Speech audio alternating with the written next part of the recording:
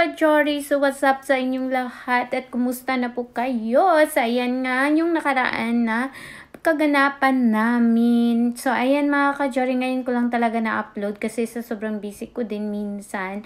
So ayan, papunta ako sa bangko kasi kailangan ko ng cash bago mag-pick up ng mga items kasi hindi napagod si asawa ngayon, so kailangan mag-pick up kami para mas ganado naman yung aming katawan para mag-exercise na din at makapagala-gala na din kung kahit saan. So ayan, papunta na nga kami dyan kasi dyan kami mag-pick up ng mga items dyan sa malalaking bahay na yan. So ayan, papunta na kami, papasok na kami dyan. So, nag-contact na din kami sa owner ng items. So, kailangan talaga dito mga ka-Jory, sipagan lang talaga at tiyaga dito sa Korea. Kasi yung minsan yung iba na owner ng mga gamit, alam nyo ba mga ka-Jory, ikaw pa talaga mismo yung magpunta sa bahay nila.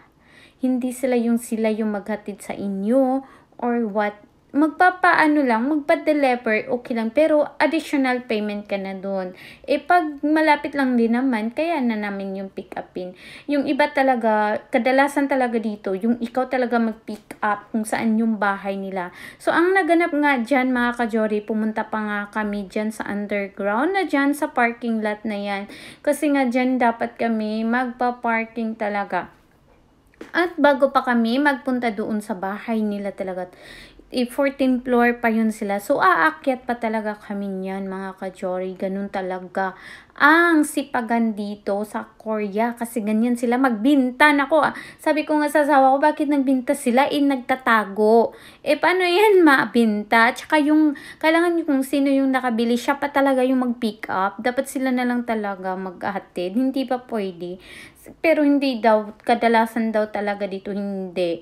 Ewan ko lang din kasi wala din naman no comment din yung asawa ko about sa yung silang maghatid. Ganyan, sabi niyo wala, ayaw. Yung ganun lang yung sagot ng asawa ko. So no choice tayo mga ka-Jory. So yan, tiisid, tiyagaan natin, puntahan natin kahit saan. At siguro na may mga pa-free. Ayan, pa-free na tayo mga Jory. May mga pa-free sila na item. Siguro kaya nga siguro nahiya din sila. Kaya parang free na din yun. Parang gift na lang sa kanila kasi nga nagpunta ka sa kanila at nagbili ka. Alam nyo ba mga ka-Jory, nakaka-shock yung pagpasok ko talaga dyan mga ka-Jory sa floor nila, sa bahay nila, kasi pag akyat mo ng floor nila is bahay na talaga niyan nila, diretso lahat ng building na yun. Kasi dyan na is malalaking bahay talaga yan, mga mayaman kadalasan siguro, iwan ko. Pero sa pagkatingin ko is pantay lang talaga yung tingin nila sa tao. Walang mayaman, walang mahirap dito. Pero para sa akin, mayaman sila. So, yun mga ka-Jory, yan, daming chikahan natin. So, ayun mga ka-Jory, pagpunta ko nga doon, nashock ako mga ka-Jory, nag-doorbell ako sa bahay nila, tsaka no, pag-doorbell ko, walang sumagot, walang nag-open, walang, sino ka ba, wala lang mang nag-ganon mga ka-Jory, 2 beses ako nag-doorbell, kasi nga, natingnan ko yun sa, yung item, nandun na sa pintuan, labas ng pintuan. First time ko nang ganito mga ka-Jory. Pero sabi ng mga asawa ko, sabi niya dati daw, nakapick up din, ganyan din daw. Sabi ng asawa ko, huwag kang ma-open. Pero grabe talaga mga ka-Jory ha, para sa akin na shocking talaga ako kasi nga hindi naman ako sanay ng ganun.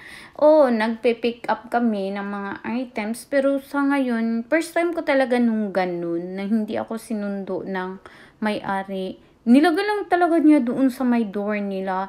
Tapos, yung nalaman na siguro niya na nandun ako, kasi nga nagdo-doorbell ako, diba? Pag nandun ako, nagtitext lang siya sa akin na isi-send ko lang daw yung pera sa bangko niya. Tapos binigyan niya ako ng bangko niya. Sabi ko, parang naka-insulta naman to. Ikaw pa nga nagbili. Hindi man lang nagpakita. At hindi lang man nagpasalamat. Uy, salamat ha kasi binili mo yung item ko. Di ba nakakasyak talaga to? Pero okay lang naman sa akin yun kasi may gift naman siya na free na 2. Pero kahit na, di ba, grabe ka. Kahit lang man sa personal, mapasalamatan ko din naman siya. Yun yung point ko doon. Pero okay na yun. Yun na nga mga ka-Jory. Tapos nung nalaman nyo na, parang nandun ako kasi maingay yung paa ko doon. Kasama ko pa yun si Jisoo doon, kami 2. Kasi yung asawa ko nandun siya sa baba lang ng elevator, inantay kami. So, ayun ang mga ka-Jory. Sabi niya, kunin ko na lang daw yung bag na nasa labas ng bahay nila. Kaya kinuha ni Jisoo. Sabi ni Jisoo, kunin daw natin, mama. Tapos, mag-send ka daw, mama. Sabi ko, oo, mag-send ako. So, baba na tayo. So, ano yan? Dalhin na natin yan, nak. Sabi niya, oo, dalhin natin yan. Tapos, sa baba, nandun si papa, send na natin. So, yun yung nangganap namin, mga ka-Jory. Pagbaba namin, sinisend talaga namin agad. So, yun yung story dyan. Parang na-open lang din ako. Pero, okay lang. So, ito yung bag namin na pinipick up. Ang ganda din. Di bali, dalawa yan, dalawa, mga ganyan. Tapos, mga ka-Jory, sa iyan, kasama-sama ko yung asawa ko tsaka anak ko kasi nga may lakarin pa kami. So, ayan, maganda din naman yung items niya at sulit din naman kahit yun nga, hindi niya ako hinarap. Siguro nahiya din siya nga nagbenta siya. Tapos malaki yung bahay nila. Ewan ko sa kanya.